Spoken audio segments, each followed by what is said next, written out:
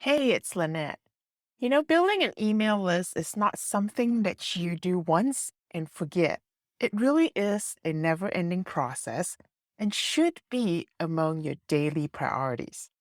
And that is why you want to get into the habit of asking yourself, what will I do to grow my list today? Or how is what I'm doing now helping me grow my list? I was asking myself these questions this week and remembered something that I was taught years ago, and that is to take every opportunity that social media gives you. And this has nothing to do with generating a ton of content. Now, don't get me wrong. I'm not saying creating content on social media is bad for you or that you don't have to do it. This is about making every use of every opportunity you're given. Actually, it's not even about social media at all, but it is about your profiles. So I went about investigating and looking at my own profiles to see what I can do. And I found 7 of them. They don't take much time. These are things that I will be doing and you can do too. Number one is to change the follow button on your Facebook page. This is under the header of your Facebook page, and there is a button. The default action of this button is for people to follow you. But that is not what you want. And you can change this to a link of your own. Make sure you connect this link to your lead magnet landing page or to your sign up page for your list or whatever it is that you're giving away. It also pays to go one step further on the landing page to welcome visitors from Facebook. Number two, maximize your Facebook page header image. So the one on the very top. Each time you change your page header image, Facebook will treat it like a post and people will see it as an activity happening on your page. People may even get notifications about that. And even if they don't see it immediately, make a header image to promote your lead magnet and make sure you edit that image to add a quick blurb on it too with a link. That's the very important part. And one more thing, don't be afraid to change out your header image often.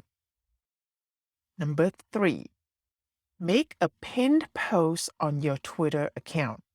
Choose or make a lead magnet that your customers can't afford to miss. Then write a short, compelling tweet inviting your audience to sign up and pin the tweet to the top of your profile. And it's one of those things, again, that you want to change every now and then. And number four, maximize your social media profiles, which is what all this is about, right? Even if you don't plan on being active on that particular social media platform, grab the account for your brand name so no one else can take it out from under you. And then take the cue from your previous tips that we just started talking about and maximize every single platform and what they have to allow you. Customize every link to a sign up page wherever you're allowed to on social media. And if you're a local or location based business, definitely put your address on there. And one more thing, if you take calls, you want people to call you. Absolutely. Put your phone number on there. Even if you've done this before, it pays to go back to review this because options change and they may give you different opportunities to boost yourself. For example, I found something on Pinterest called community information. And I'm not sure if this is going to help or not, but it cost me nothing. And it really took me only about 10 seconds to select the options and hit save. And you know what? I've got nothing to lose doing it. Number five, don't forget private communities.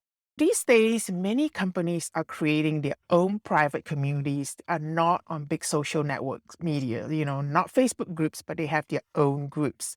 So you want to do the same thing over there. Upload your photo, write a bio, add a link and add it to your landing page. It's really amazing how many people don't bother doing something simple like that. Number six, check your Google profile. If you have a Google account, head over to your account page, go to the About Me section, and make sure the basic info and contact information is filled out.